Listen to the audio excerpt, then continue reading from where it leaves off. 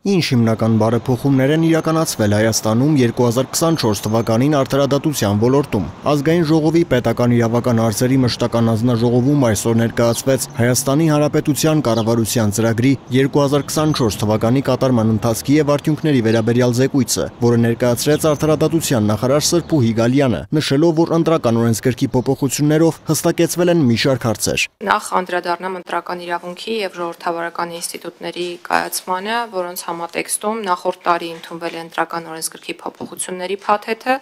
որով հստակեցվել են քարոզչական նյութերի քվեարկության արդյունքների վերահաշվարկի վերաբերյալ կարգավորումները,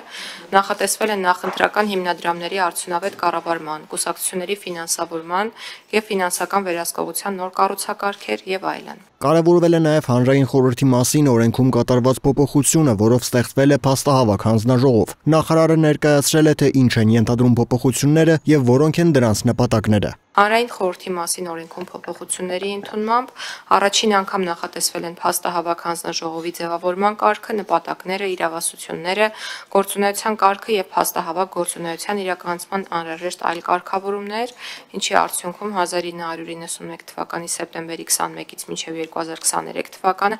ներառող ժամանակահատվածում որոշակի ոլորտներում մարդու իրավունքների հիմնարար եւ պարբերական խախտումների բացահայտման ուղղությամբ կիրականացվի փաստահավաք գործունեություն։ Ինչպես ոլորտի մասնագետներն են նշում, նման բարեփոխումները վկայում են, որ Հայաստանում արդարադատության ոլորտը շարունակում է զարգացման իր ուղին, իսկ նոր կարգավորումները կոչված են ամրապնդելու համակարգի թափանցիկությունն ու արդյունավետությունը։